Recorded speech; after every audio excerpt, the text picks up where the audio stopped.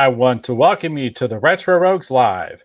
Please pay attention to our warning graphic. It states that the Retro Rogues Live show is intended for an adult audience and not intended for children under the age of 13. Parental discretion is advised. Again, I want to welcome you to the show. My name is Dave Beta. I'm one of your hosts. On tonight's show, we're going to be recommending some comic picks. We're going to be talking about Superboy Zero and Superboy 9. And we're also going to be talking about some fun trading card picks, primarily focusing on Punisher and Daredevil. We're going to have an unboxing, which sounds like a lot of fun, as well as pop culture and streaming wars news, as always. My name is Dave Beta. I'm one of your hosts. For nearly the last 30 years, I've been a professional illustrator and graphic designer. I worked a lot of fun things that some people have heard of, such as Batman Incorporated, Justice League of America, and even Superboy and the Legion of Superheroes. But enough about that. I want to welcome back my co-host. This is Mr. Eric Alexander. Eric, please tell the folks who'll be watching or listening at home some of the fun things you have worked on as a creative professional. Yes, hello, everyone. I'm Eric Alexander, also known as Bass God 14. That's Bass God 14, not Bass God. That's Bass God like a bass guitar. And I'm the Chief Financial Officer of Bad Bob Productions, which is a small production company located in Arizona. And currently, I am the executive producer on a film called Staycation, which is gearing up to be doing some additional filming this month in June in California. Very cool. Very cool. All right. So let's go ahead and go ahead and get right into it, right? Okay. So we're going to start off the show actually with the comic picks. That's going to be the first thing we're going to cover. I'm hoping that John McClay's going to stop by today, actually, because it's his birthday. Maybe we'll get to wish another happy birthday today. We'll see how that goes. All right, now who's that? John. Whose birthday is it? McClay. Oh, cool. Yeah, it's his birthday today. At least that's what Facebook told me. Facebook might be lying. Facebook told you. Yeah, that's what I Facebook hear that. told me. So if he's on the show tonight, we'll definitely wish him happy birthday. All right, so absolutely. All right, so let's go ahead and get into the comic picks now. I have two picks. I wanted to do something different than Marvel because we've been focusing on Marvel comic picks for like the last little while. Wanted to break it up. So we're going to talk a little bit about some fun DC stuff for this evening. Now, a lot of people know that we've got a Suicide Squad 2 movie coming out. There's a trailer you can watch online. We'd love to show you the trailer and talk about it, but we can't here because we'll get in all kinds of freaking trouble. So we're not going to do that, unfortunately. However, that's the truth. Yeah, it isn't it the truth though? But one of the characters that's in actually Suicide Squad 2 is actually King Shark. King Shark is actually going to be voiced by none other than Sylvester Stallone, of all people. And along those lines, this is not a modern book, but in my mind, it's a more modern book because it's a book that I actually collected back in the 90s. So King Shark's technical first cameo appearance was actually in Superboy #0 from 1994. Now, this is a cameo appearance, so you don't get like a full shot of him. It's basically just kind of like some teeth, kind of deal. But if you're looking forward to Suicide Squad 2, if you're excited about King Shark being in the movie, this is going to be the book that I think would be interesting to try to pick up. We're going to talk about Superboy 0. We're going to talk about Superboy 9. And the reason I'm recommending these, they have kind of wildly different values. You can get Superboy 0 as a raw copy, ungraded, about $10. You can actually get it for less than that. But this is one of those books that if you have an LCS, a local comic shop, if you go out there and if you peruse the 50-cent and the dollar bins, I would be willing to bet you that you might be able to find a copy of this Superboy 0 and Superboy 9. So this is going to be our first pick. Let me go ahead and get to the second one here real quick. Now, this one goes for about $10, so it's under that $20 range. But this is the main one I wanted to talk about tonight. Now, this is Superboy #9. This is their first full appearance of King Shark. It's kind of cool. You got a fun action-packed cover. That's King a great Shark cover. It's really cool. Great art by the great Doug Hazelwood. And I think it's, is it Tom Grummett and Doug Hazelwood? Anyhow, I'm blanking a little bit. But anyhow, it's a really great cover. Got King Shark featured on there. Now, this book kind of ranges depending upon the value, the kind of the quality, the grade of the book. Again, I'm going to talk about the raw copies. Raw copies of this book typically are about $35, upwards to $50. I know that's outside of my normal $20 range. But the reason I want to talk about this book is because I do really think that if you have an LCS, there's a good chance that there might be a copy of this book stuck in a 50-cent bin or even $1 bin. I mean, I really, really think that. So it's definitely worth, if you have an LCS, going out there and giving it a look. Now, for those of you who might even have copies of Superboy 0 and Superboy 9, and let's say you're not particularly attached to them, now is your time probably to take them and actually sell them, as the anticipation is ramping up for Suicide Squad. If you don't want to own these books, if you're not attached to them, now would be the best time to take a look at actually possibly selling them. So these are going to be our 2 comic picks for this evening. Superboy number 0, again, about $10 for a raw copy, and Superboy number 9, $35 to $50, depending upon the condition. Superboy 9, this is the second pick. What do you think about these 2 picks, Eric? Well, I agree with David Motz. I love the cover. That cover is awesome. I really dig it. This is not a title that I'm that familiar with, this Superboy run. I personally didn't collect it, but I think the artwork is great. And we talk a lot about the Marvel bump. We got to wonder about that DC bump. Is that a thing? Is that something that's going to happen? Because we know pretty much anytime something comes out, as a television series or a movie related to Marvel, we always see the related books have some sort of bump. It might be more of a speculative option where the bump is pretty, it comes and goes, it's quick, and then it goes back down again. But then there are some that I think that they do endure the test of time. You know what I mean? Where those certain key appearances, they never go down. Actually, with DC, a great example is the first appearance of Harley Quinn, which is actually, I think, Batman Adventures. It's actually the adaptation of the animated series. It's not the mainstream DC version a lot of you might think of with the very famous Alex Ross cover. No, it's actually her first appearance was in one of the spinoffs of the Batman animated series. And that book is like gone insane in value. In fact, I know DC actually did a reprint of that book that was for $1 just for that very reason, because the original version has become so inaccessible to collectors, and she's such a popular character, and people do want to know her actual first appearance, right, in comics, even though her very first appearance was actually in the show. She was created for the show, not for the comic books. So that's, I think, a good example of one that's endured and will continue to endure and is like a great investment pick. But I do think we're going to see some sort of a DC bump, as these characters come out, on different platforms, whether they be a series. I think even CW can give them somewhat of a bump. You know what I mean?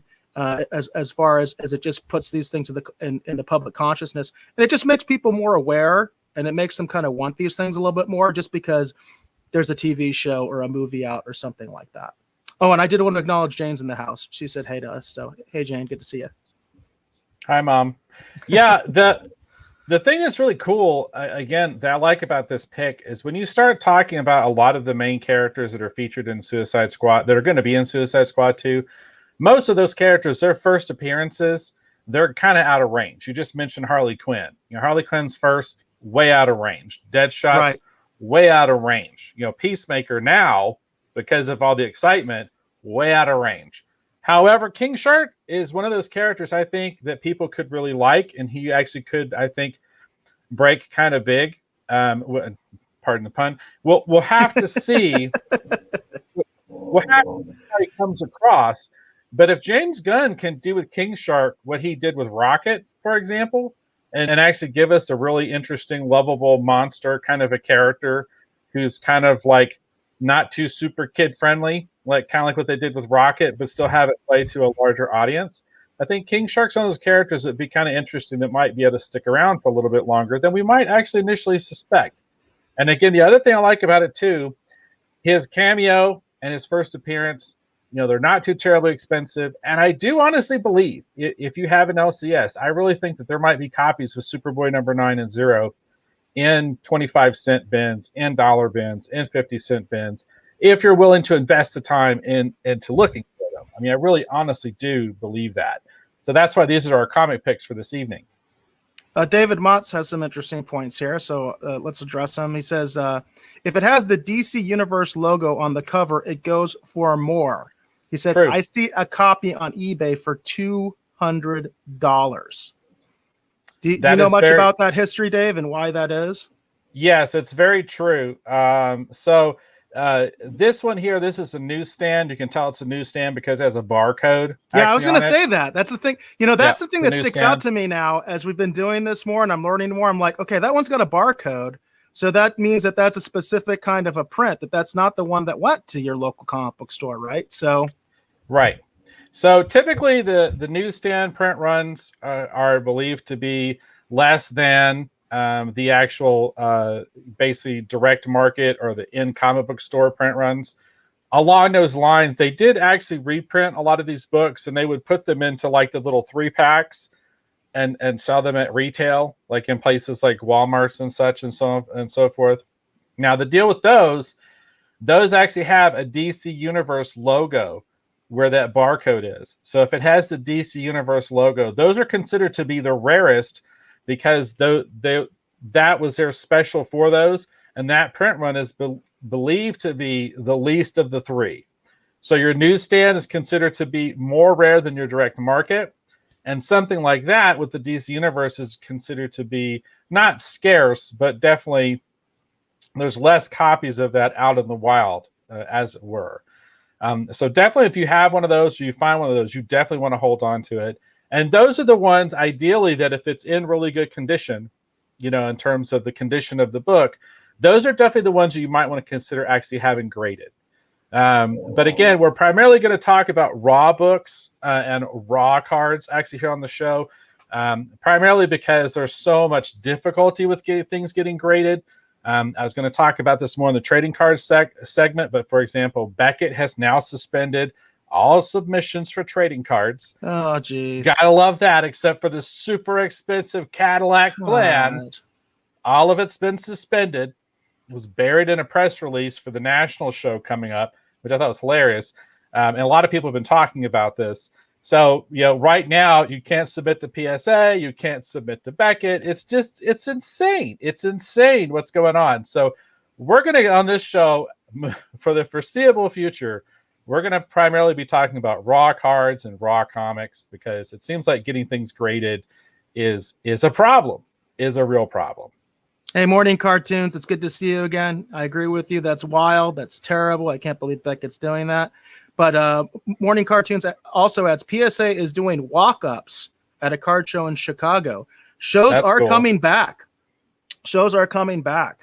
And I definitely have my eye on that, whether the possibility that some of the local shows here in Arizona might be coming back anytime soon. Because if they did have some grading people there, I think they would kill it. I think they would absolutely kill it because I think there's such a demand. There's such a pent-up demand for it right now. Hey, any of you guys, local guys that are organizing conventions, you got to look into this. Whether it's video games, or comics or trading cards or all of the above. You know what I mean? I'm telling you, you're going to get a great amount of people if you offer grading because it's much more accessible, right? They usually have some sort of a limit, I think, but it's much more accessible. You get a ticket or whatever you're in, you can at least get a few pieces graded at the show, right? That's the idea. Right. And I agree. Morning Cartoons, he says, can you imagine how nuts that will be in Chicago? I can only imagine how nuts that's going to be in Chicago. The event is Comic Palooza, he says, in July. I'm really looking forward. Oh, he said that's in Houston. There's another one in Houston coming up called, I guess that's the Comic Palooza. Wow, that's pretty cool. Planet Houston. Is this Planet Houston? Planet Houston. There you go. So that's very cool. So it looks like Houston and Chicago are already gearing up. I wish Phoenix would do it. You know what I mean? But we'll see. We'll see. Fingers crossed. I really thought. I should say fingers crossed so you can actually see it. I really thought when San Diego Comic-Con announced that they were going to be doing an event, which I believe theirs is going to be in October, I really thought that was going to open it up. And all sorts of other local conventions were going to follow their lead, which they always do, right? They always follow whatever San Diego does. And this time it didn't happen. At least it's not happening locally. It doesn't seem like, there now around there are some local events kind of popping up and happening here. For example, as far as I know, they are actually still going forward with actually a comic book based show, a pop culture based show actually happening in Prescott Valley, Arizona. Okay. At our event center here. And I believe that is going to continue to move forward. So David Motz, if you want to look into that, I believe that event is still happening.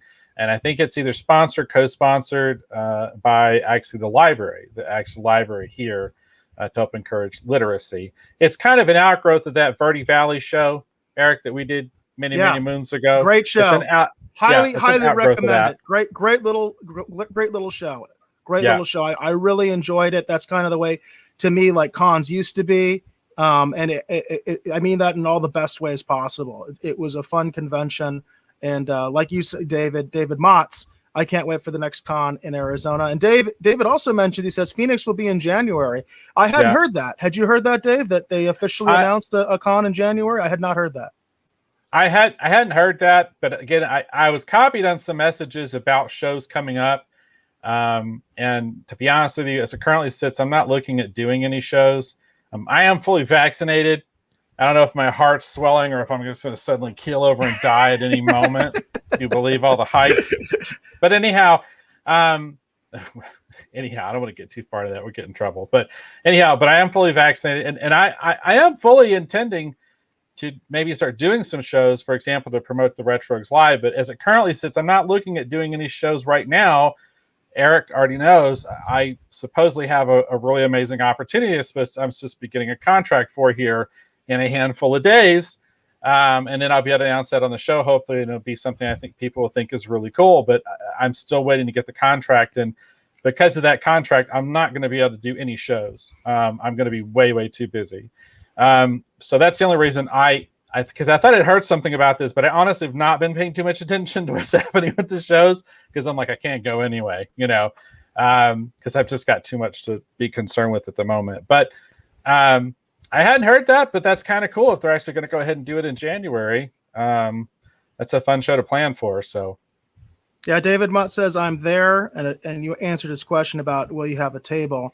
No. I myself, David Motz, might have a table. I'm going to have to look into that because I not only do I want to promote the show, I have a lot of collectibles I want to sell.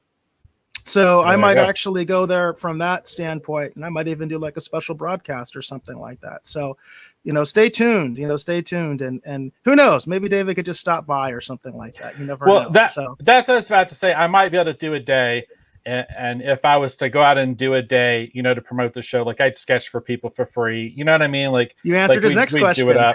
There you go. David Motz says, "Darn, I was hoping to get a sketch from you." So how about this, David and David Motz? Because we got two Davids right now. How about this? So if I get a table, and I can get Dave to stop by, we'll definitely let you folks know, and that might be an incentive for folks to watch the show because only you will know when Dave will be at my table, that kind of a thing. Maybe we could do something with that. That'd be kind of fun. That'd be kind of fun to do something like that. And here's the crazy thing. If the thing I'm working on, I'm waiting on the contract for comes through, I'm suddenly going to be in a lot more demand. It's going to be really interesting to see how people react. If this all happens and you guys hear about what I'm going to be working on, it's going to be insane. So, again, fingers crossed. But again, I can't say yet, but I'm really hoping it goes through. All right. No, Jane also, we're still talking about conventions because I do like this. This is fun. Jane mentions there is a Comic-Con. There was a Comic-Con last week. No, there is a Comic-Con last week of June in Jackson. That's Mississippi, right? Mississippi. Yeah. So it's happening. It's definitely happening in other places. I just wish they would get their act together here in Arizona. I did mention on the air, I was really disappointed that Game On was not doing an event in August. They traditionally do their event in August. And I thought for sure they were going to do it. And I don't know what's going on there. I know they made an official announcement as to why and stuff, but still I'm kind of like, really? The only thing I can really think is Phoenix Convention Center is putting some really insane regs on them because I know the American Legion is doing their national convention in Phoenix this year. And I believe it's this month or next month. It's either June or July. It's one of the J's. And I know that's a big event. It's a huge event. And the only thing I can think of is that Phoenix Convention Center is putting some really strenuous guidelines out there right now, maybe with like the temperature checks and things like that. I don't know. I'm speculating. But I think it's crazy that they're going to have this huge national convention in June or July, and they can't have this much smaller convention in August because Game On is a decent sized convention, but it's not going to be as big as the American Legion's national convention. Come on. So it's like, I don't know what's going on there. There's something going on there that's fishy in my mind at the Phoenix Convention Center. I don't know if Mesa is a better alternative. A lot of the conventions actually, including Game On and Phoenix Comic Con, at one point were at the Mesa Convention Center and outgrew it, I don't know if it's any easier with them because I think that's actually a pretty nice venue. I know you've had some experience there as well, Dave, and I actually feel that is a decent alternative. It's nowhere near the size of Phoenix, but it is a decent alternative if you want to have like a smaller event and just do something, so who knows? Yeah, if we ever had the numbers here for the Rich Rogues Live to support doing a show and bringing out guests and everything, I'd love to do a show in Mesa again. I think that would be a lot of fun. That's probably still one of my favorite venues actually for a convention is Mesa, especially like in the fall. It was always so nice out there. So for sure. And also there's the convenience of the hotel. Yeah. There's no walk at all. It's not even across the street. It's basically the same campus. It's the same campus where the hotel is. And that's another nice thing about that venue. And Morning Cartoons is sending you some good vibes. Says he hopes it all happens, Dave. So thanks. Appreciate it. And Morning Cartoons, we're glad to see you back again. We don't get a lot of Twitch love on here, so it's nice to see a little bit of Twitch love every once in a while. So talking about Morning Cartoons, let's go ahead and talk about some cards. Okay, so for tonight's show, this is going to be interesting, everybody, because I had to do a lot of deep dive and research to get into this. Okay, so I'm primarily going to recommend the 1990 Marvel Impel, the Daredevil and the Punisher card. But in order to get there, we got to lead up to that. So I know the last show, because I've been kind of shortcutting some of the what I'm calling the first appearance of the characters on some of the trading cards, just because to me, just because a character's been printed on a card, it doesn't immediately make it a rookie card to me. Okay, it just doesn't. Okay. Just to be clear, the way I define a rookie card is that it needs to have a little profile picture on the back. It has to have some stats, little biographical information. That's like what a baseball I think card, right? Like a baseball card, because that's where the term comes from. The rookie card. Let's face it, right? That's why we even use that term. So it comes from sports cards, right? But some people have been calling me out in the last couple of shows, taking me to task over the fact that there's a card that came out first. So I am going to, now, along those lines, there is now in my mind on this show, when we talk about it, we're going to set a precedent. Okay, a precedent for us for the Retro Rogues Live moving forward. There's going to be a first appearance card, okay, and then there's going to be an actual rookie card. That's how we're going to talk about it here on the Retro Rogues Live. So, talking about first appearances, okay, you mean before Impel, as Morning exactly Cartoon says? You mean before Impel? That's exactly right. So, talking about Daredevil, we are going to start talking about Daredevil. Daredevil's first card is going to be one of the cards in the 1966 Donruss Marvel Superheroes trading card set. I've got two of the cards pictured here. These are two of the cards actually from the 66 Donruss Marvel set. I'm going to be honest with you. I didn't know that much about these cards until I think our first or second show when someone actually mentioned it in the comments section, actually. And so I went out and have been looking into these cards. Now, here's the thing that's interesting about the 1966 Donruss Marvel cards. The prices are all over the place. You can sometimes get one of these individual cards raw for as little as $5. And it can go as high as $50. Okay. It really depends upon the condition of the card. Okay. Now, it's hard for me to tell you which one of these Donruss Marvel Daredevil cards might be considered his first appearance because I was having a hard time determining what the numbering is on these cards or if these cards even have numbering. Okay. But the thing that is interesting about the cards, which is kind of fun and I kind of don't like about these cards, is they're kind of jokey. So you see the one here where Daredevil's jumping out of the window and the little word balloon says he still thinks he's in the circus. Okay. And the other one there, but it looks like Daredevil, squaring off against the Hulk, he says, but Halloween is next week. Okay, so it doesn't make the cards any less appealing to me because I think they're really neat. But your first appearance of Daredevil on an actual physical trading card is going to be one of these 1966 Donruss cards. And like I said, without... No, Dave, I do need to point out, because I'm just looking at what the cards say. It says that there's 28 Daredevil cards are numbered 23 to 33. and you have number 23 pictured. So I would guess that is actually the first appearance of Daredevil, just based on what it says here, because it says collect all 66 cards. And it says, I didn't even read that.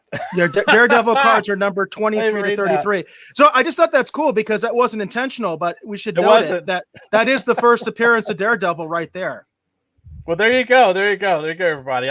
I'll be honest, I thought that was just legal stuff at the bottom. I didn't even read that. God, it's amazing how oblivious I can be to some things. No, I think it's amazing that you did that without realizing you did that. That's what I think is amazing. So, so anyhow, there, everybody. There is your 1966, Don Russ Marvel Daredevil. That is going to be your first appearance of Daredevil on a trading card right there on the screen. By luck and happenstance, it would just happen to happen.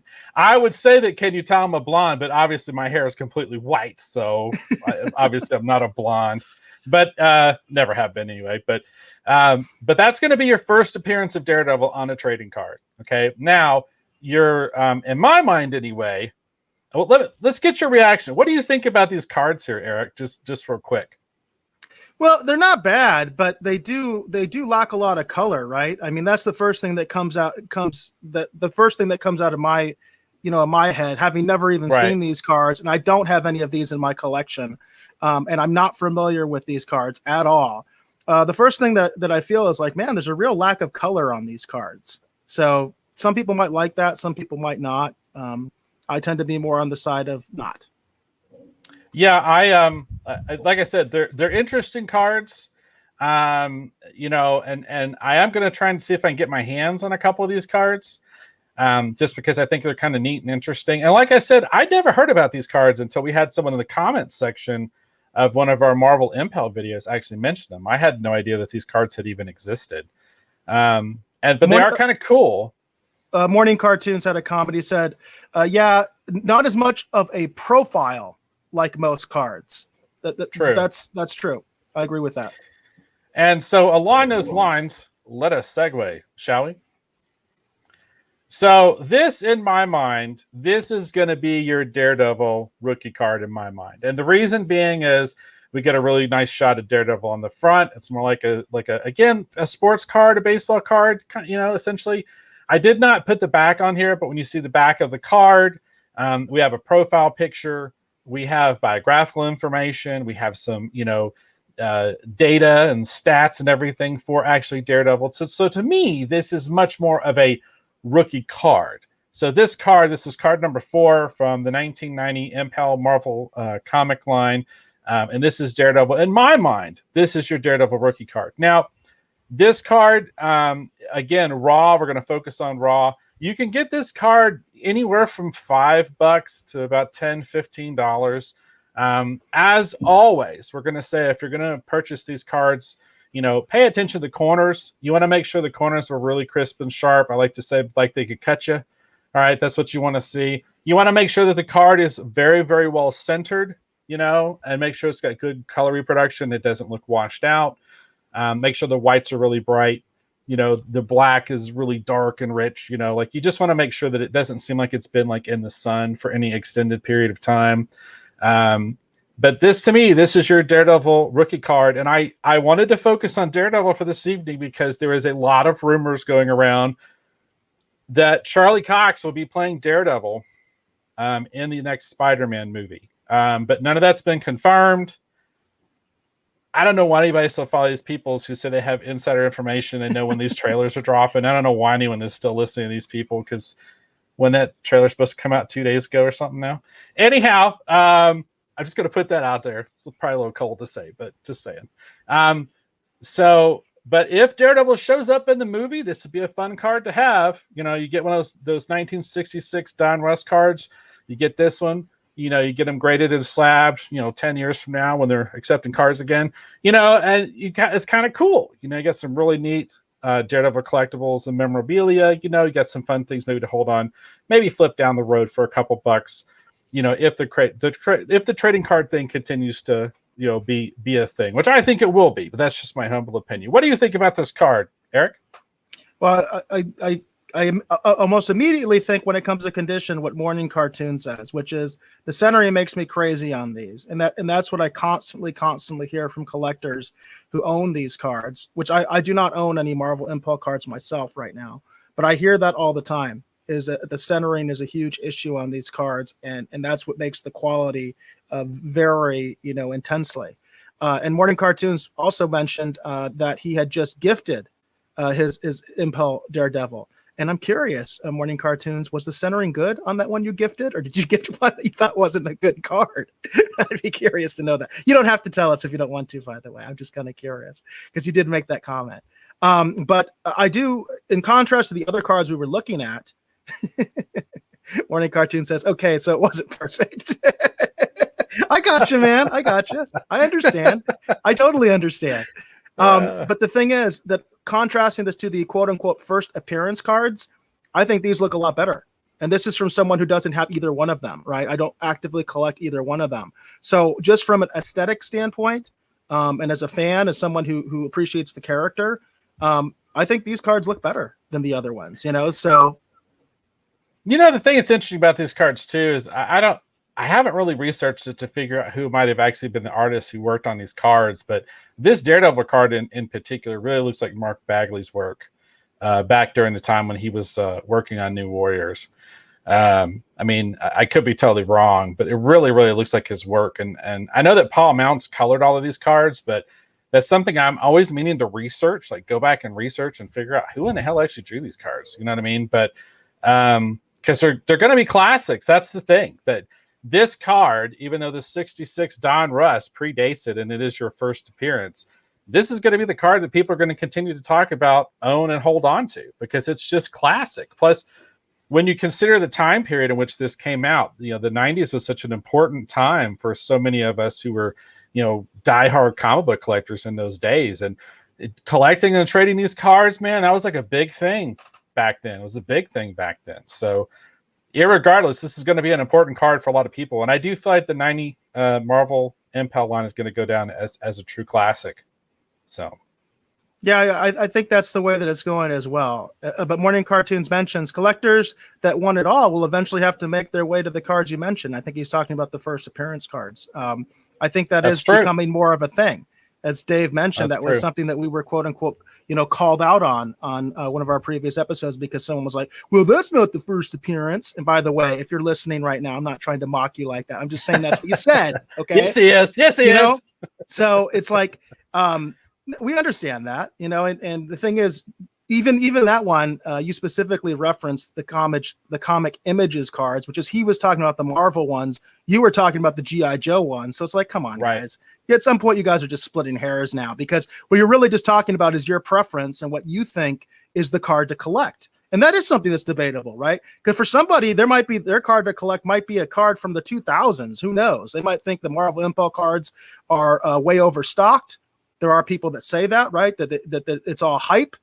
There's way more of these cards out there than people realize, and they are not a good investment. There are all sorts of perspectives out there. So for that person, it might be a completely different card that they might be saying, hey, well, this is one that you might want to look to, as like a long-term investment, right? Because there's the way I see it, with collecting and with this show, there's basically three ways we come about it, right? There's the speculative stuff, which is generally a quick flip. And quick flip is different to everybody. It might be you want to flip it tomorrow and you want to throw this thing on eBay tomorrow and double your money. And that can happen with some of the stuff that's out in stores right now. You can literally put it on eBay and double your money tomorrow if you find it in store for a certain price, right? That's that speculative stuff. That's that quick flip, making that quick money, right? Then there's investments, right? People buy things because it's like the first appearance of Batman. That's always going to be worth money. That's like buying gold, right? At this point, that's like buying silver or gold at this point. It's a commodity. It's always going to hold some value, and it's always going to be valuable until the end of civilization. I mean, that's basically what we're talking about there. That's like the creme of the creme. First appearance of Superman, first appearance of Batman. Then there's the stuff that you like. You just like it, right? You think it's cool. You think it's a good story from a comic book. You think it's a good image, like this one. You think this is a better image than the other one. The other one I saw, hey, I think this one's better than the other one we saw on this show. I just like it. I think it's nice. I enjoy it, right? So there's always those three different ways of looking at collecting. And I think they also mix with each other, right? Because you might have something you love, but it's also very valuable, right? Or you might have something you love that's worth nothing, right? So, I mean, that's the way collecting goes, right? And along those lines, talking about those G.I. Joe comic images cards, the irony of that is I've been doing some additional research into that, and it turns out I think it's either 1986 or 88. There's actually a Milton Bradley G.I. Joe set that actually predates all of that. That actually uses the actual card back artwork. The super classic images with the explosions behind it. That definitely is not only one, but it's a better looking card, but number two, it's just classic in the nature of what it is. So I'm looking into researching and trying to see if I can get my hands on some of those, because I didn't even know those existed until just recently. So, and technically, not to split hairs here, but that would be actually your first appearance of Snake. That would actually be your first Shadow. There you go. There you go. So sometimes that's the way it goes too, right? Because there's also a lot of lines out there. Well, there's also a lot of lines out there that were failures, right? Or just weren't that popular. And, that happens as well. Dave Motz mentions that he does quit flips because that helps him buy more comics and it supports his habit. Yeah. There you go. I definitely hear that. And also we had David Motz had an earlier comment where he had some of that rumor mill stuff that we were talking about, right? You heard it here first on the Retro Rogues Live. I hear Ben Affleck is going to play Daredevil. You heard it here first. You heard it here first in the Retro Rogues Live from David Motz, giving us that rumor mill, giving us that inside knowledge of Hollywood. Ben Affleck is going to play Daredevil. You heard it here first, folks.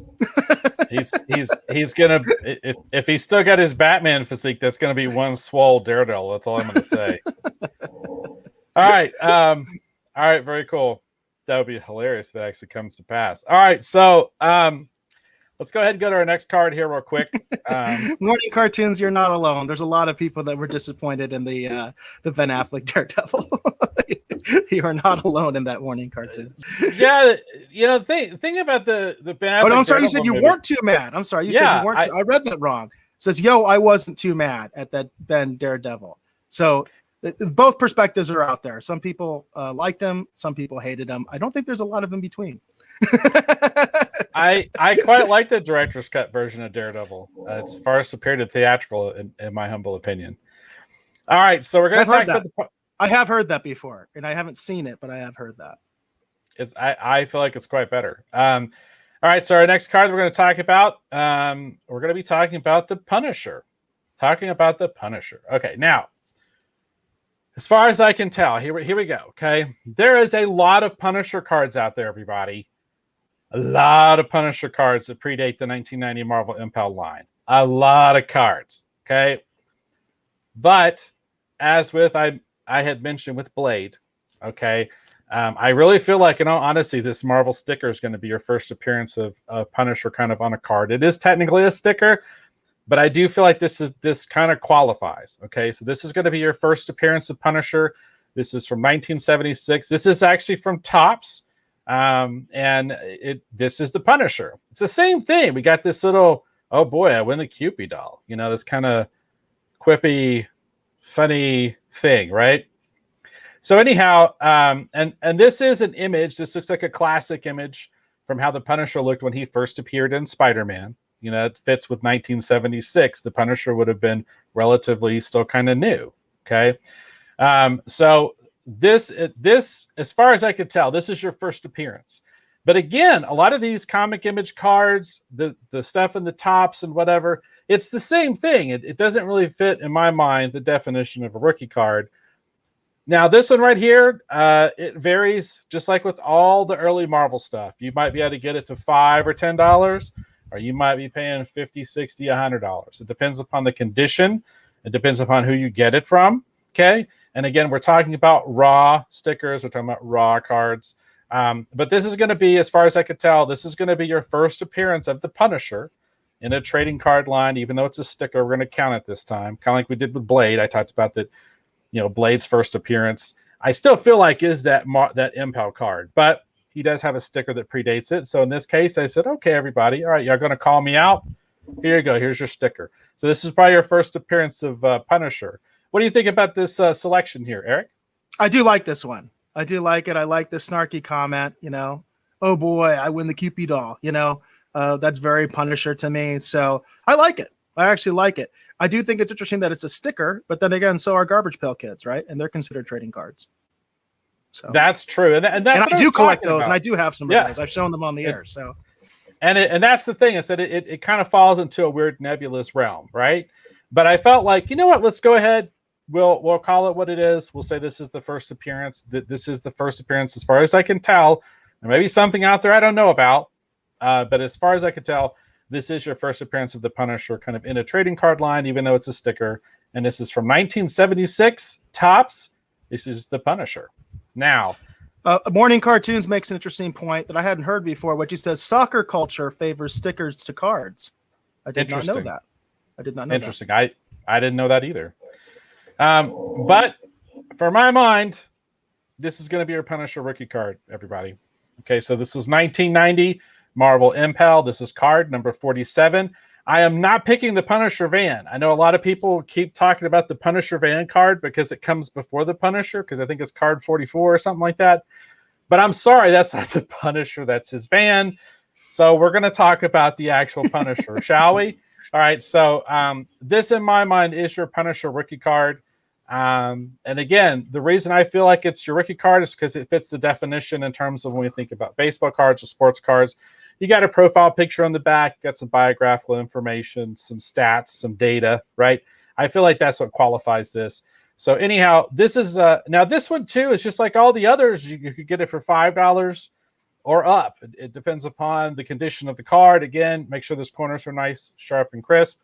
Make sure it's got good color reproduction. Doesn't look like it's washed out. But this is going to be your pick. I really feel like the Daredevil card that we showed earlier and this Punisher card, I do feel like these are really interesting pieces to have in your collection. No rumors so far. I mean, I've heard that John Barenthal will be returning as the Punisher in some form, potentially in the MCU moving forward, but we don't really have that confirmed as of yet, as far as I know. But anyhow, here you go. Here's your Punisher rookie card. What do you think about this selection, Eric? I like it. I like it. Do you have any idea what it goes for? Ungraded? Ungraded, like I said, you could get a copy anywhere from $5 to $7. Most kind of fall within that range. But if someone actually has one that looks like that it is really well centered, that's got good, if they're trying to sell it to you as a PSA 9, PSA 10, even though it's not graded, I mean, you're looking at anywhere $30 to $50. But if you're willing to put $50 into that card, you might as well just go ahead and wait out an auction and see if you could pick it up for somewhere between $50 to $75 and actually get one that's already graded. At that point.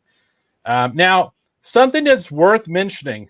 eBay did change their policy actually regarding trading cards in terms of how that process works. So if someone starts to buy a card and they decide that they don't want to get the card anymore, and they basically want out of the auction, the policy has changed. So where now basically you have to do is you have to message the seller and say, hey, I can't do this right now, or I've changed my mind or whatever. And it's actually at the seller's discretion right now to determine whether or not to basically refund your money and end the auction. So you want to definitely look at your policies if you're purchasing cards on eBay, because the seller and buyer stuff has actually changed on eBay, specifically in relation to trading cards, and that would apply to non-sports cards such as the Marvel cards as well. Gotcha. All right. Very cool. I think that's going to do it for the comics and the card selections, everybody. So let's go ahead and go on. Now, Eric, my understanding is you have something really cool for this evening. I think you're going to maybe be unboxing something. That's correct. So this is new ground for me. I've never done a live unboxing in ever. So this will be kind of different. I do want to make sure it's a true unboxing. So I'm going to go ahead and put the camera on me for a second here. So I have talked about this. I did order the Mandalorian figures for the retro line from Entertainment Earth. So you can see their big box here. I did kind of think it was neat how they have this stuff here on the side. It says, who's ready for an unboxing? So many toys, so much fun. Thank you. The wait is over, minty fresh. And it goes on and on and on. Cheers, all that kind of stuff. So I think that's kind of fun that they do that. I can't remember if I've ever ordered anything from Entertainment Earth before. I think you have, right, Dave? You've ordered some stuff from Entertainment Earth before, haven't you? I have ordered so much stuff from Entertainment Earth over the years. It's not funny. And just so you see, this is a true unboxing. I actually got the knife out because I wanted to make sure people knew I did not take a sneak peek at all. This is going to be a true reaction. I might be really happy. I might be really sad because who knows what the quality of the figures are going to be, or if they missed a figure or any of that stuff. You're going to get both the joy and the triumph, the tragedy, the whole thing here on the Retro Rogues Live. First ever unboxing I think we ever done on this show. We've both shown things from our collections, but we've never, I think, done an actual live unboxing before. So looks like I got my little receipt there. People might be curious about the packing materials. These are action figures, so it looks like they did pack this quite a bit, which you would expect no less from a place like Entertainment Earth that basically markets towards the, I would say, the adult collector. I think I hit my mic there. Hopefully I didn't mess up any of the sound or anything. Oh, and look what we have here. Makes me wish I had already opened this, but this is why we're live. There's another box. Now this box is directly from Hasbro. All right, that's very interesting. Cool. So people might be wondering about that. In fact, I was wondering about that. So this is directly from Hasbro, and it says action figures, eight pieces, Star Wars Season 3, retro figures. All right. Season 3. That's kind of weird. What maybe that obviously the S3 means something different than I think it does. I don't think that word means what you think it means, as they would say, right? Princess Bride reference. Right. So I think that's kind of neat, actually. Right off the bat, that kind of makes me a little happy that I'm getting a box direct from the manufacturer. I like that. It's inconceivable. I think most collectors would like that. What's that? It's inconceivable. Right? All right. So there. We can see the figures all packaged in there. All right, so I'll just kind of randomly start bringing them out. I don't know which one is which as I'm bringing them out, but here's the first one that I got. This is the grief Karga. I always mess up his name. That's the Carl Weathers Apollo's figure. And as you can see, it's got the retro styling. Trying to avoid some of the glare. And by the way, one of the things I know a lot of people dislike is that frame is intentional. It's meant to make it look like it's a vintage figure when it's not, right? Because there is no such thing as a vintage figure. These are brand new figures, like I'm showing these straight out of the box. And I know some people like this and some people don't. Do you have any opinions on that, the intentional frame, Dave? Because I know some people really hate that. Yeah, well, let me put it this way. The thing that's nice about the intentional fraying is if it's genuinely damaged, it's not obvious. There you go. So this is the Moff Gideon. This is a figure I really wanted. He's one of the characters I really enjoyed on the show. Yeah. And what I really like, and it might be hard to see, is he's got that vinyl cape. So he really is meant to have that retro styling. And also one thing I'm noticing, I know some people have talked about some of these retro figures. They have a sticker here. And this isn't a sticker. This is part of the packaging. No, it is a sticker. I'm sorry. No, it is a sticker. Okay, so it is a sticker. At first, I thought it wasn't because it was so, it's so ingrained. But this is a sticker, and I know this is another thing some people really dislike. And I'm curious what people think, because I know are people that really dislike the fact that they put stickers on these things, especially I guess as an adult collector. I'm gonna say I'm not digging the sticker too much, just because, I feel like it's covering up too much of the photo. Now, for a lot of people, this is one that I think everybody wants. Baby Yoda is very hot right now, no matter what configuration he comes in. And this is the Baby Yoda version for the Mandalorian, the child, as they call him officially on this. They didn't go with Grogu. That's interesting. So they call him the child. I still call him Baby Yoda. This may be going to one of my kids. I'll just say that right now, because I am going to let my kids choose one if they want. I do that. I like to share my collecting with my kids. I'm not necessarily a completist. Oh, this is one that this is Quill. I like Quill a lot. Yeah. I'm glad to have this one in my collection. Again, that might be one of my kids want though too, but I'm glad to have this one in my collection. He was a very cool character in my opinion. And spoiler alert, rest in peace, Quill, right? Hashtag rest in peace, Quill. But that's a figure I really like. One thing I will say that some people have commented on, and I can see it as I'm stacking my figures off the side. You know, I'm a collector. I'm trying to stack them so like they're on top of each other and I'm not bending the cards. Hard to do that with this one because the blister pack is so different than the other ones. So I kind of had to put him off to the side and put him on the top or something because he won't stack right with the other figures. Here's another one I really was looking forward to. IG-11. That's cool. I said it on our review. By the way, we have reviewed both seasons of The Mandalorian on this show. We have reviewed both seasons. This was the character that I really enjoyed in the first season. I thought this one had the most character development. This droid had the most character development of any character on The Mandalorian, in my opinion. I really feel that he had the most character development. And I really, really love this figure because this is a character that I really, really enjoyed on the show. So I'm glad to have that one in my collection for sure. Really, really cool character. Droids are always going to be a cool thing. Well, here it is. It's early. I was taking them out randomly. This is why I even bought this whole thing. I got my Cara Dune. There you go. Very cool. For those of you that don't know, my intention was just to buy the Cara Dune for my personal collection because I've been looking for anything Cara Dune. I do believe these are going to go up. I do believe these are not just speculative. I believe these are a good investment. I think people will be wanting Cara Dune stuff for a long time. And the supply is just not going to be there. So this is going to be something where you're going to have a real supply issue. It's not just hype. There's a real supply issue with this stuff. And as an example, the only way I could find to get this figure was to order the entire collection. I could not find this figure alone anywhere. I do know that they have appeared in stores. This entire line has been in stores for about a month, which, by the way, I know some collectors were very frustrated by that because they, like me, were waiting patiently for their pre-order, and people were seeing these things in stores already, and they were like, wait a second, I still don't have my stuff. But here it is. This is the whole reason I bought this line. This is mine. This will not go to any of my kids. This will be mine. Just so you know, that will be mine. It's the reason I bought this. It's the whole reason I bought this. And this here, for a lot of you, this is the one you'd want, right? This is the Mandalorian himself. Yeah, very cool. And it does say the Mandalorian. Again, like the Moff Gideon character, he has that vinyl cape, very much that retro styling from the classic Kenner. And these are marked Kenner. I like that. I like that a lot, actually, that they're called Kenner. So I dig that. And that's your Mandalorian figure. Obviously, very, very Boba Fettish and meant to be Boba Fettish because Boba Fett actually came out. So we got one figure left. And here it is. Oh, you get an extra Mandalorian.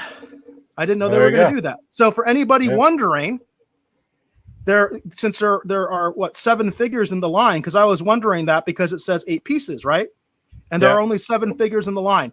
So we've talked about this, right, Dave? We talked about this on a recent episode, the duplicates that you get in these boxes, because again, this is a Hasbro box straight from the manufacturer. 8 pieces. There are only 7 figures in the series. So if you're wondering who the most common figure is, this is it, which makes sense. It's the Mandalorian. That's the figure that's going to be the most common. For you that are collecting out there, that is something to keep in mind, that this is the most common figure. Because it is, they put 2 of them in a box, whereas the other figures only get 1. So you get that little bit of, I guess, sort of insider knowledge, if you will, that if you are looking at that, because we've talked about the notorious issue with many toy manufacturers where they were over-package a specific figure. We talked about the Riker debacle of the Galoob figures. I mean, that's a famous story if you're a Star Trek fan. The Riker Galoobs were just, it was something ridiculous, like they were 4 to a box of 10 or something. It was like crazy, you know? And so in this one, you can see the most common figure apparently is the Mandalorian. There are 2 in every 8-piece pack.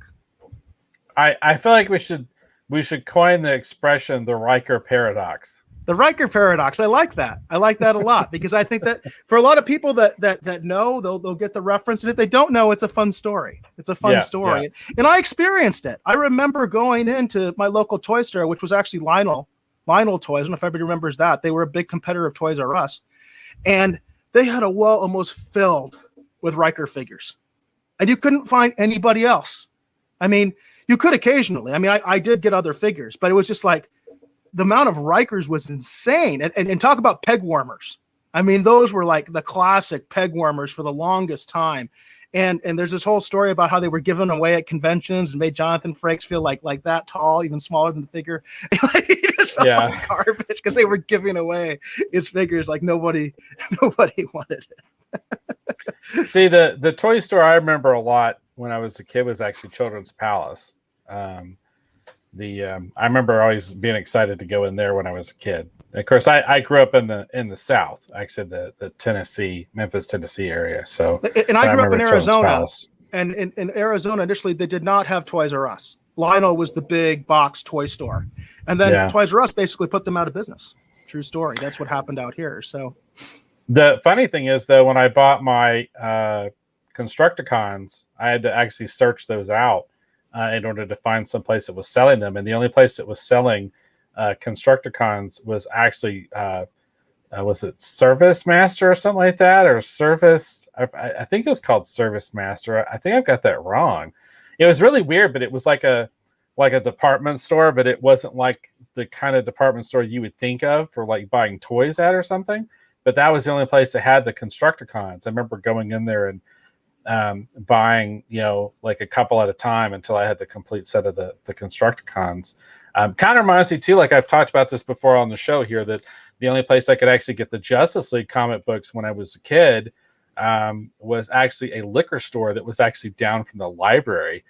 None of that sounds right, but I would tell my parents I was going to go to the library, and then on the way to the library, I would buy my Justice League comic books at the liquor store because they had it on the display that was right inside the door, and I knew I wasn't supposed to be in there. But they would let me because I would walk in and I'd be kind of like peeking in because I wouldn't step all the way in. And then one of the people would acknowledge me. I'd be like, I just want to buy that comic book right there. And they're like, okay, come on in. And I would go in and grab it and get it. And then I would run right out. That's the only place I could find Justice League comic books. Yeah, so. That definitely doesn't sound like it all goes together. Now, David Motz, you had an answer to something that I was asking. I appreciate that. So when I was wondering what that number meant, that S3, because I was thinking, is that season 3? No, it's series 3. And now I realize what you're talking about, because the first series was New Hope figures. The second series was Empire figures. And the third series is not Return of the Jedi. They have not done a Return of the Jedi retro yet. They've done the Return of the Jedi vintage, which, by the way, some of these marketing terms are really confusing. I don't know what Hasbro's even thinking. Vintage versus retro. What does that even mean? I mean, it's kind of crazy. But there hasn't been a retro series for Return of the Jedi yet. So that's why Mandalorian is series 3. Thank you, David Motz, for catching that, because now that you say it, I know exactly what you're talking about. And it is kind of funny that you would think series 3 would be Return of the Jedi, but it's not, because they decided to do Mando before Return of the Jedi, if they even are going to do a Return of the Jedi retro series, which I don't know if that's planned or not. And then Morning Cartoons mentioned, it's like when they do it to guitars, laugh out loud. I don't know exactly what you're referencing, Morning Cartoons. If you want to give me just some clarification, we can definitely address your comment. And David Motz mentions, as far as toy stores growing up, he used to go to KB, and so did I, David Motz. I went to KB Toys a lot too, but it was a much smaller store than Lionel or Toys R Us. You know what I mean? So, and we had another one. I feel like we had another one besides KB as well. That was one that was like in the malls, but those were much smaller than like Lionel and Toys R Us were equivalent to each other. They were both like big box stores that were just toys. And then Jane says service merchandising. I think that was the store Dave found the Constructicons. Surface merchandising. Yeah, and my mom would know, because she's the one who drove me out there. So that wasn't a place I could get to on foot. So, but yeah, service merchandising. That sounds about right. I know it's service something. That sounds about right. Service merchandising. I just remember it was so weird because I primarily remember going in there for like washers and dryers and electronics. Like when my parents will be buying something like that, and they had a like section Sears, of lawn mowers, and exactly. Sears is like that. Sears had all that Sears stuff, but Sears also, growing up, had a great toy section, and they had exclusives. Yeah. Sears had exclusives, including Star Wars exclusives that were only at Sears. You can't. In fact, some of that stuff is the most coveted stuff now because it was made in such limited qualities, because they had a lot of Sears exclusives. Do you remember? I think it was Sears. At least in the South where I grew up, the Sears had a glass display, and they would put a lot of their high end like die cast collectibles. And I remember they used to have like several shelves. It seemed like of nothing but the Eagles from Space 1999, like different versions of the Eagle. Huh, yeah, when I was a kid, because I remembered like that when Star Wars had come out, they had like the metal die cast, like the Millennium Falcon. They had the Star Destroyer. They had the little Rebel blockade cruiser that would come out of the little like bay on the bottom of it. And they had those, but then they also had like a shelf or two, and it was a really nice glass display. And in that, they had several different variations of the Eagle from Space 1999. And then I still have, I think it's over there. I actually still have my Millennium Falconer that I got back then from when I was a kid. But it's the die-cast one that has the plastic bottom. There's a little landing gear that comes out on it. I've had that since I was like, I don't know, like a little kid. So... yeah, it's very cool. Yeah, you don't see as much die-cast stuff anymore. Even as a kid, I think it was pretty rare, to find a lot of die-cast versions of anything. So it's kind of nice when they have that stuff, because that stuff is really meant to last. As opposed to all the plastic stuff that I mostly grew up with. All right, so if we're good, let's go ahead and segue over to pop culture. Sounds good. Do a little bit of cool. Pop culture news. All right, so here in the pop culture news segment, we like to talk about anything we hope that you will find interesting, worthy of discussion that's happening in the world of pop culture. Usually it's something that catches Eric's mind or attention, or it catches mine. At the very least, we hope it's something you will find worthy of discussion. That's what we like to talk about here in the pop culture news. All right, so for tonight's show, I hate that Hollywood Jackson is not here tonight, because I'm actually talking about something that Hollywood Jackson actually recommended on, was it the Terminator show or the show before? I think it was on our last episode when we reviewed the Terminator. Yeah, I think when he so this on Sunday. He was actually talking about, I think it's Joe. How do you say his name again, Eric? Satriani. Yeah, he's a guitar player, and this is really bad. I know the name, but I don't know where I know the name from. Is that awful?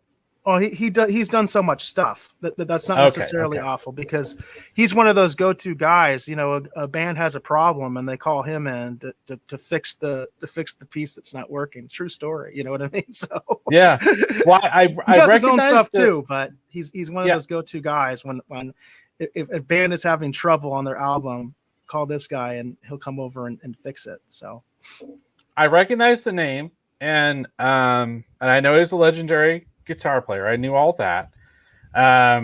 But in addition to that, and I think Hollywood actually clarified it for us last episode, which I kind of sucks he's not here, because I think that back in the day that he had actually done either an album or a single release track that was actually about Silver Surfer. And I'd heard before that he said it was an entire album. That's right. And that's what I thought. But again, I hadn't had a chance to verify any of this.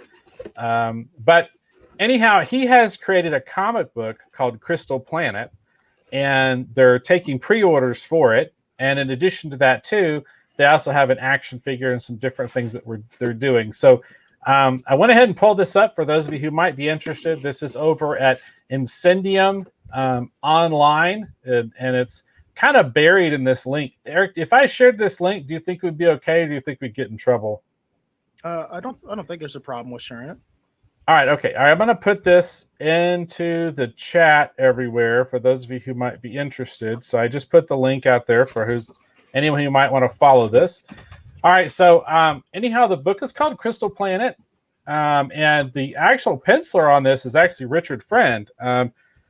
I haven't talked to Richard Friend in a long time, but even though his name says Friend, I mean, I know Richard. We've run into each other on several occasions, but I wouldn't necessarily consider him a friend, but I would consider him a professional acquaintance anyway.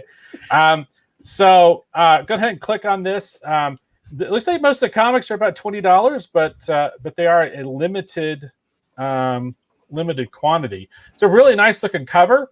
It says Crystal Planet #1, Joe Satriani, first edition, limited edition comic book. So if you're interested, you definitely check out that link and see it. And the thing we like about this too, this is a independent production. This is an independent title, and this is kind of the things we're hoping to focus kind of more on. But issue #1, it says the journal to Crystal Planet begins here. Experience a vivid space odyssey where Satchel Walker, a man out of time, finds himself caught between desperate factions as they battle for resources in the perilous orbit of a dying star. In a bold and brutal saga of sentient storms and wingsuit armies, it's music, and more importantly, the power of emotion that music can conjure, which could bring an end to the conflict, restore harmony to the time stream, and reveal Walker's true place in the universe. Looks like they're going to do 5 issues, and it's limited to about 1998 copies, so less than 2,000. It's got exclusive bonus content. It's got looks like a foil accent, cardstock cover, glossy pages, 48. Again, like I said, pencils by the great Richard Friend and credit by Joe Satriani, Ned Everett, script by Tony Lee, colors by Carlos Cabrera. Apologies if I'm saying it incorrectly. Letters by Jacob Bascal and editor Lexi Leon. Anyhow, my apologies if I'm saying anyone's name incorrectly. It's not my intention. But you definitely check out the link. See if we can get the cover to blow up here. It's a really nice looking cover. I like the cover. I like their lettering too. It reminds me of Crystar. If anyone remembers Crystar from back in the day, I always loved Crystar. Fun toy line as well as a comic book series. Hey, speaking of toys, do you mind also highlighting the action figure real quick, just to blow them up? Yeah, I can. The only problem is I have to bear with me, everybody, because I've got to do this in order to go back. I have to kind of do that. So here it is, the Joe Satriani and Crystal Planet action figure. Pull this up here. So we'll take a look here. So if you ever wanted a Joe Satriani action figure, here you go. Yeah, there you go. As his comic book persona. I kind of relate to this because that's kind of like, in some ways, that's the idea for me of the base god, which is the avatar that I use. It's kind of that same idea because it isn't like bass. Like I'm not the fishing god.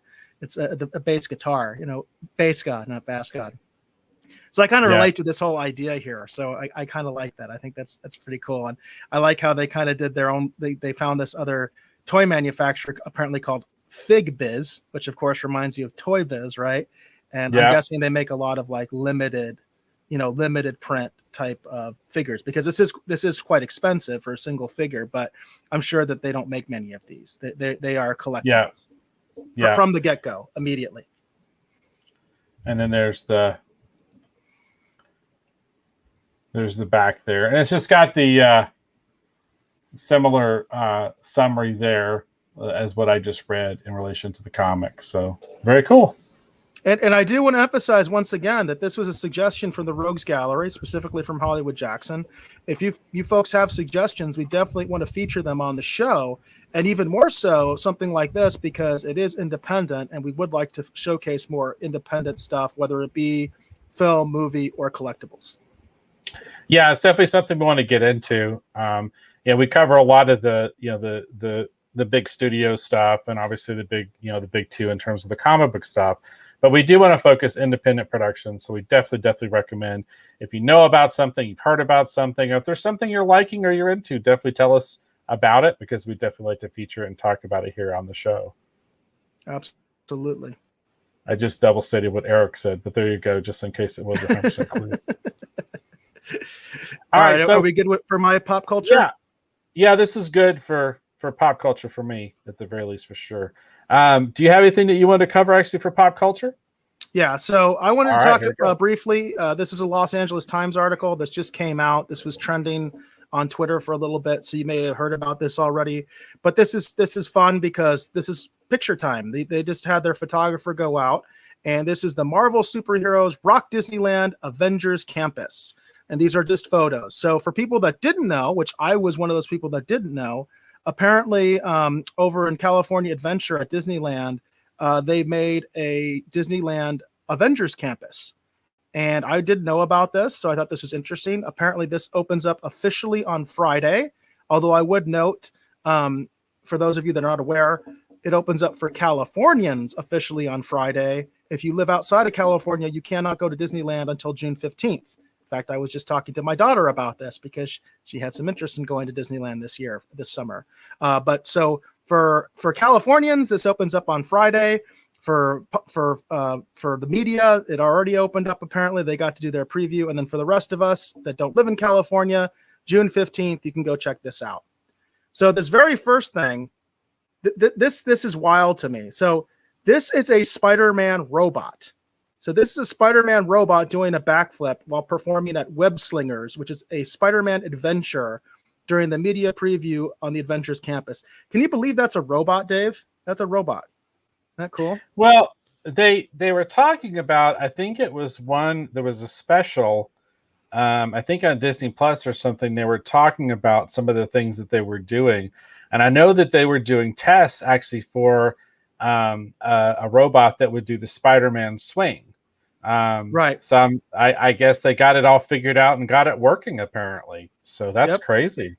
Now this, I believe, is a model. This is not the robot. This is a model that's dressed up like Spider-Man, which, by the way, if you've ever been to some of those older conventions back when Marvel used to bring out their actual models, their official Marvel models, that was a lot of fun. I remember the Spider-Man in particular at San Diego Comic-Con was a lot of fun. So hopefully Disney's doing the same thing and they got a good person portraying Spider-Man, because that was a lot of fun at conventions back in the day. This is the robot again. So you can see the robot. You can see how high up he is. You can see the photographers on the ground, how the robot is. Definitely something I would be interested in checking out and seeing. This is also the robot, more close up. That's the Spider-Man robot that they have over at the Spider-Man Adventure at the Avengers campus. This again is the robot. Pretty cool, huh? So you got the robot and he's climbing down the wall here, and it's a Stark Motors advertisement, which is cool. Taking cars to new heights. But I do think that's wild that that's a robot. I mean, totally looks like a person. That's really cool. This is a Quinjet that's on top of the Avengers headquarters. You can see the Avengers headquarters, and they have the Quinjet. Looks very realistic, very much like the movie. And I'll butcher the pronunciation, so you're going to have to help me with this one, Dave. What are the Wakandan warriors called? The Dora Milaje. There we go. So they have them as performers. So they perform at the event, like a lot of the other, a lot of the other characters at Disneyland. This is like a performance that they have, right there on the walkway. So you get to see them doing their thing, in live action. And they also have a Doctor Strange performance. So this is the Doctor Strange performance that they have. This is the Ancient Sanctum. It's in the ruins of a mysterious site where Doctor Strange performs. So that's the performance that they have, a little skit, I imagine, where you get to see Doctor Strange do his thing. This is the ride, the Spider-Man ride. This is Web Slingers, a Spider-Man adventure. This is the actual ride. This is the actual thing you go on. Kind of looks like a cable car or something like that. That's what it reminds me of anyway. Small cable car or something like that. I don't know exactly what the ride is for obvious reasons. They don't show you what it is because they don't like that. They don't want to show you exactly what the ride is. They want you to go on the ride. But this is also apparently for the ride. This is the lab. So you get to see, like, I guess, Peter Parker's lab. And that's Web Slingers. That's what it looks like when you actually go in. And then, of course, they've got tons and tons of merch. Heavily overpriced merch. So, because it wouldn't be Disneyland if they didn't have that. That is the web suppliers. And then there's a close-up of their web slinger, which kind of looks a little weird to me, honestly. I don't quite get it, but that's apparently a web slinger that they're selling, and that's, I guess, what it looks like. To me, it almost looks like a weird mouse or something like that, but it is what it is. So that is your preview of the Avengers campus at California Adventures Disneyland Anaheim. All right. Well, there you go. Very cool. Very cool. Interesting. I saw some coverage too where on I forget, it was one of the YouTube shows, and they had a whole big thing they did where I think Anthony Mackie was there, and he came out and basically gave the shield to the actor who actually portrays Captain America. You know what I mean? Like at the campus, as a part of the event. You know what I mean? Oh, okay. Like on a regular basis anyway. And he was there just to kind of, preview it. And I think Jon Favreau was there.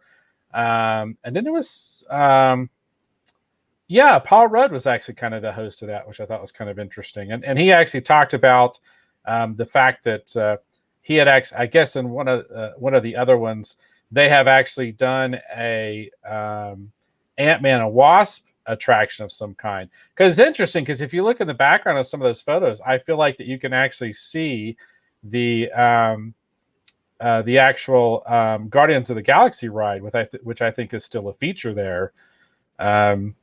If you look off in the distance, that weird spires.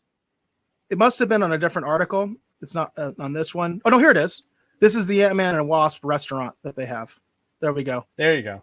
Yeah, I know that they had. It's their test kitchen. It's an Ant-Man and Wasp themed eatery. So that's how they cover Ant-Man and Wasp. I guess I just didn't go far enough. So here's some additional pictures also. Like there's the Avengers headquarters. Yeah. Very cool. Well, that's interesting. Yeah, I knew I had seen that. When you said that, I was like, wait a second. I know I saw they had like a restaurant. Yeah, there's the Ant-Man and Wasp restaurant, essentially. Yeah, there you go. Very cool. All right. Well, that's fun. Do you have anything else you want to cover for pop culture? No, I'm good. Okay, cool. Do you have anything you want to do for Streaming Wars this evening? Yeah, I think this is one of those deals where it kind of could have fit either, because it's not necessarily one or the other. A lot of times it does get a little difficult, at least for me, to determine, is this really Streaming Wars or is this more pop culture? This could really fit into either one, especially since I want to give a little bit of background on this story.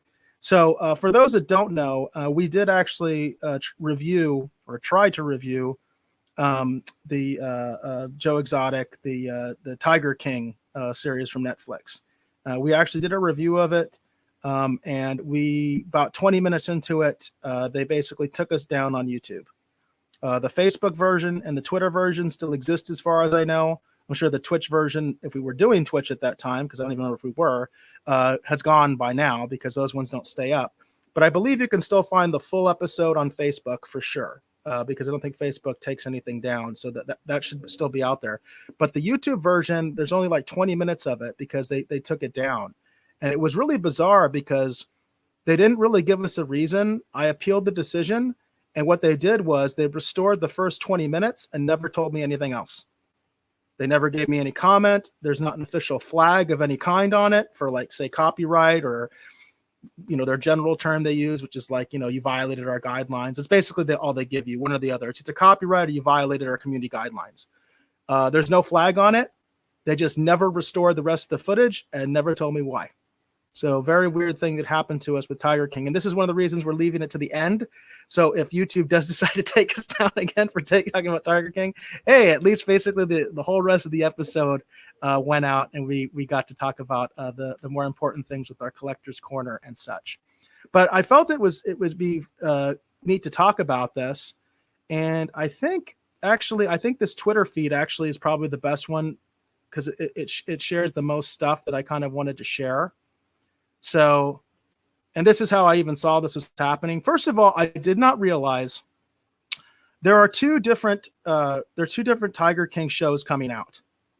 I don't know if you knew this, Dave, but there's two different Tiger Kings coming out. So the first one apparently is going to be having Nicolas Cage in the role. And that's something that they're doing with CBS. And that one is based off a series of news pieces from a journalist. So some journalist was writing about Joe Exotic, I think in real time as the stuff was happening. And they're basing their show, which is going to be 8 episodes, on that. And Nicolas Cage is going to be Joe Exotic. Really crazy. I didn't know about this. I heard about this, but that's what they're doing.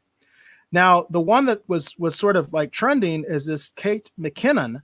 She's doing her own series, and that's actually based on the podcast. For those of you that have seen the documentary, one of the main characters, which he's a real person, but he's still a character of the Tiger King documentary, is that they had a documentary filmmaker who was doing a podcast with Joe Exotic. Okay, they're basing a show off of that.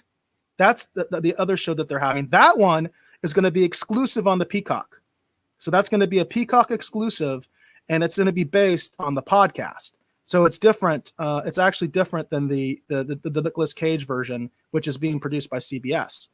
So they had a couple of new casting announcements.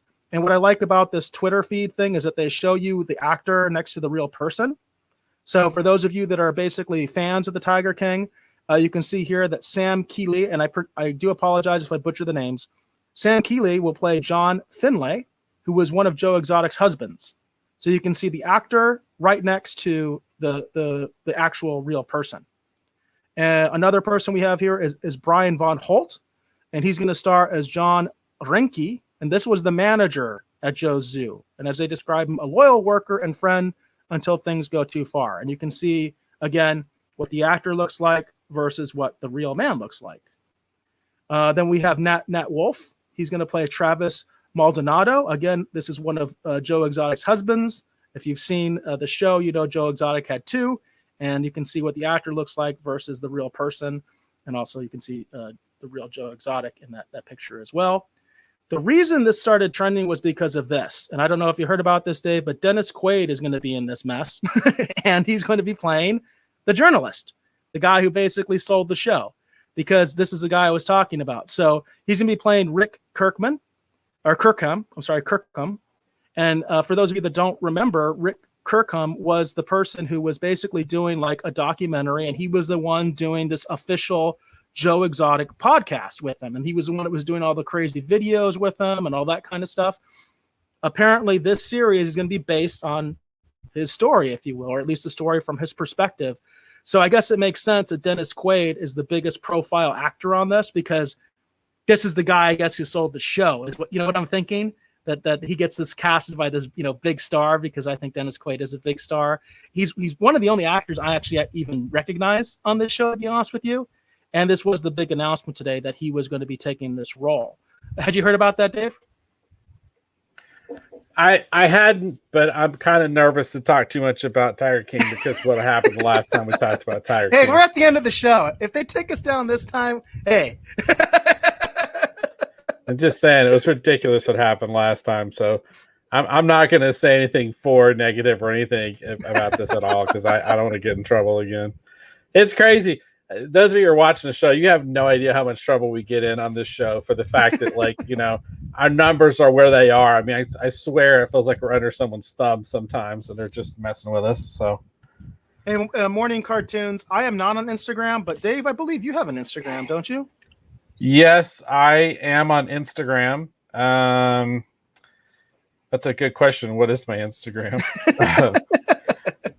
So here's the deal. I had an Instagram. I had about 800, 900 followers or people who were, interested in what I was doing. And then I, in a fit of rage one night, Eric knows I'm prone to weird fits of rage. I got really mad about some stuff that was going on.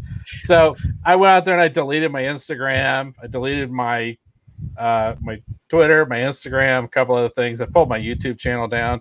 I really kind of overreacted, but so my Instagram is actually Dave Beatty 2021. That is actually my Instagram. And primarily I post art on there. Now the Retrogues Live actually does have an Instagram as well, but it hasn't been updated in a little while, and that's just Retrogues Live. But if you actually go to my Instagram, that is the one that actually gets updated fairly regularly. But it's Dave Beatty 2021 on Instagram. There you go. So I just want to, as far as the Tiger King, I just kind of wanted to put out there that there are two different shows. It is confusing as far as which show is which. The one with Dennis, I think we had a little hiccup in the stream. The easiest way, we're probably getting taken down as I speak. So what I'm saying is the easiest way for me to separate the two. The easiest way for me to separate the two is the Dennis Quaid version is going to be on Peacock, and the Nicolas Cage version is going to be CBS. We don't know if it's going to be on Paramount Plus or if it's going to be on CBS, like one of their actual networks or whatever. I'm guessing it's probably going to be on Paramount Plus, because I'm not sure how you do a Joe Exotic show on broadcast TV at this point. You know what I mean? If you've seen the documentary, you know what I'm talking about. I'm not sure if it's ready for prime time, so to speak. It seems much more like a streaming show. In fact, I know the reason this Dennis Quaid version is going to be on Peacock is because NBC Universal said this isn't going to work for USA. It's not going to work for NBC. Just no way. Because that was the original plan. The original plan for the Tiger King show for NBC Universal was that it was going to be on all three platforms. It was going to be on NBC broadcast, USA cable network, and streaming at the same time. But they said, you know what? That's not going to work. We're just going to put it on Peacock. So we'll see what happens with the Nicolas Cage version, but it is confusing. So I'm going to, if we talk about this in the future, I'm going to be talking about the Dennis Quaid version versus the Nicolas Cage version. So just want to put that out. I'm going to try to suppress talking about the Tiger King as much as humanly possible. Got to fight the power, Dave. You got to do it, man. You got. Yeah, but see, we don't win when we fight the power, Eric. That's the problem. We don't seem to ever win. That's the problem. We won a couple, it'd be worth fighting. It seems like every time we step up to fight, it's like we don't even get to fight. It's like, wait a minute, you won't even let us in the ring. The full episode is still available on Facebook, folks. You can still watch and you can watch the edited version on YouTube because it's still there with no explanation behind the scenes as to why they restored basically the first 20 minutes and why the rest of it is gone. We have our theory, we have our working theory, but we don't know because they never told us. They never told us. Yeah, I'm ready to stop talking about Tiger King. Do you have anything else for Streaming Wars? No, that's it. Okay. All right. Let's see here. I want to do one more thing here real quick. If I can get it to work, which I know whenever I do this, it's always difficult for those of you who actually listen to the podcast. I always try to remember to describe things for the podcast audience, and then I always forget to do it. David Mott says, I heard Ben Affleck is playing Rick Kirkham on the other show. You got to stop talking about this show, man. We're going to get in trouble. Dude, that's breaking news. I didn't know Ben Affleck was going to be in the Nicolas Cage version. That's pretty cool, man. Breaking news. You heard it here first on the Retro Rogues Live. Hey, if other people can make up crap, we can too. So all right. Well, there you go. Okay. All right. So since you have anything else, let's go ahead. Let's go to the outro. But before we do that, I want to go ahead and throw this out there. So we are in the midst. This is one of our newer episodes with our new format change. For those of you who may be new to the show, basically on Thursdays, we do a Collector's Corner focus, which is what we did this evening. So primarily focusing on collectibles, comic books, trading cards, action figures, all those kind of fun things. That happens on Thursday at 7 o'clock. And then on Sunday at noon, we actually do a Rogues Retrospective. Rogues Retrospective is an older film that we want to talk about. Oftentimes something that either interests Eric, something interests myself, or it's something that those of you in the Rogues Gallery, might actually suggest. It's like, hey, I'd like to hear what you guys think about this. So in kind of sort of that spirit, I wanted to go ahead and announce for Sunday what we're going to do. We are still good to go with what we discussed last week, right, Eric? Absolutely. All right, so here you go. I'm going to go ahead and put this up. We're going to go ahead and talk about it here just real quickly. So this is what we're going to be doing for the Rogues Retrospective for Sunday, everybody. We're going to be talking about the Rowdy Roddy Piper, Keith David, John Carpenter classic in my mind. We're going to be talking about that. They Live, the really great movie. So really excited to be doing that. We're going to be, again, doing a Rogues Retrospective for They Live on Sunday at noon. Yes, absolutely. We recently talked about the Funkos, and I think there was some interest from the Rogues Gallery, so we decided They Live was just a no-brainer. We're going to do it. Yeah. By the way, it is available on the Peacock. That relates to our previous Tiger King segment. This is actually available on the Peacock. That's why I'm able to watch it, because I don't own it physically. So I'll be watching it on the Peacock. And one of the things we're going to do in tandem with this, too, is I'm going to talk about one of the series that I worked at DC Comics, Grifter. Because when Scott Clark and I were signed on to work on Grifter over at DC Comics, it was pitched to us to basically be a fun superhero DC Universe version of They Live. That was the way that the series was actually pitched to me. So I want to show off some of the artwork actually from our new 52 Grifter series, because I know that Scott and I put a lot of love, care, an effort into that series and talk about kind of how it connects back to They Live and what we were kind of drawing inspiration from. So if you're curious to hear a little bit about the work that Scott Clark and I did on Grifter for DC Comics and why we were told that it's kind of a superhero version of They Live, you'll be able to find that out on Sunday while we actually talk about the actual classic, in my mind, called classic film, They Live. Absolutely. All right, very cool. I think that's going to be it for this episode. So I want to thank you for hopefully watching or listening to this episode of the Retro Rogues Live. Again, my name is Dave Beatty. I have been one of your hosts. You can basically see some more of my work and see my current passion over at KirbyTees.com. We've got a lot of really fun things over there at KirbyTees.com, a lot of cool t-shirts, primarily the artist-inspired t-shirts we want to talk about. We've got Brains Are Magic by Sarah Aerosmith.